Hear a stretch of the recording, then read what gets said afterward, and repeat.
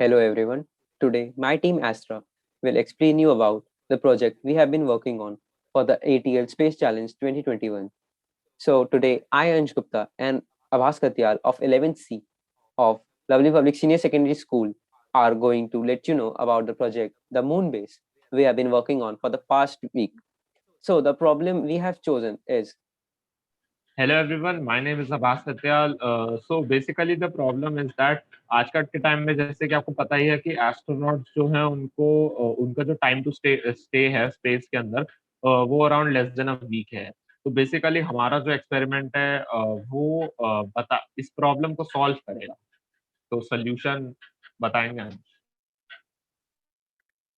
so the solution we have chosen is that कि जो हमारा ये लूनर आइस है जिसमें वाटर प्रेजेंट है प्रेजेंस किया गया है so हम उसको एक्सट्रैक्ट करेंगे and we will use this electrolysis machine.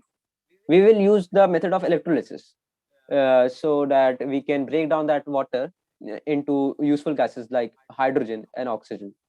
And we can use those gases, hydrogen and oxygen, into in other purposes like fuel and oxygen for breathing.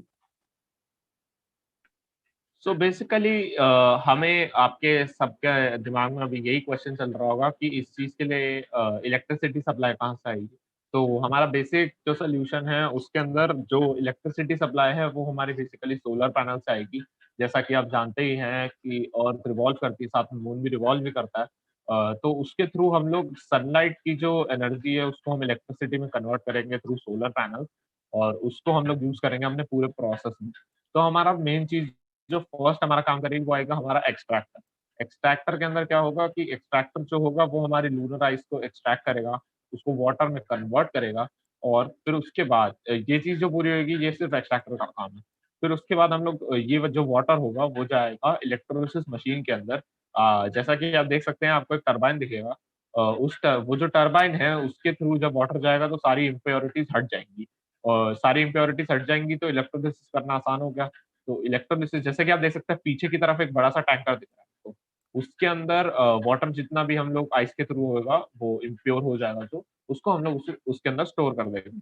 और उसके बाद आप आगे के 2 टैंक्स देख सकते हैं, उन दोनों में हाइड्रोजन और ऑक्सीजन की प्रोडक्शन होगी वाटर के थ्रू इलेक्ट्रोलिसिस करके और वहाँ से पाइप्स कनेक्ट होंगे, पाइप्स कनेक्ट होके वो स्टोरेज टैंक्स के अंदर जाएँगे बड़े-बड़े। वो स्टोरेज टैंक्स इतने बड़े इसलिए हैं क्योंकि स्पेस पे रहना is not easy, so we need as much supplies as we can. Get from the moon. So ये जो स्टोरेज टैंक्स हैं उनके अंदर हाइड्रोजन और ऑक्सीजन हम स्टोर करेंगे और जिसके थ्रू हम इसे यूज़ कर पाएँगे। तो बेसिकली इसके अंदर हमारा O2 का H2 का पहले हम H2 का यूज़ है। H2 का जो बेसिकली हमारा यूज़ है इसमें, वो हम as a rocket propellant use करेंगे। जैसा कि आप जानते हैं कि एस्ट्रोनॉट ज़्यादा टाइम तक स्पेस में तो नहीं रह सकते, क्योंकि उनके पास या तो ऑक्सीजन खत्म हो जाती है या फिर उनका हाइड्रोजन जो है वो ज़्यादा देर टाइम तक स्टोर नहीं हो पाता। तो हम बेसिकली चाहते हैं कि मून के ऊपर हम सीधा हाइड्रोजन प्रोड्यूस कर दें, ना कि स्टोर स्टोर तो हम कर ही रहे हैं, साथ में हम उन्हें प्रोड्यूस ही कर दें सीधा। तो उससे क्या होगा कि हम लोग उसको as a rocket propellant use कर सकते हैं, जब भी हमें जितने भी टाइम रह के हम वापस अर्थ पे उस हाइड्रोजन को यूज़ करके आ सकते हैं। और दूसरी चीज़ जो हमारी आएगी ऑक्सीजन का यूज़।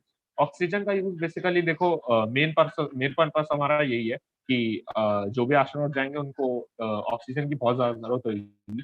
ब्रीथ करने के लिए ह्यूमन बीइंग को जैसे होती है जनरली।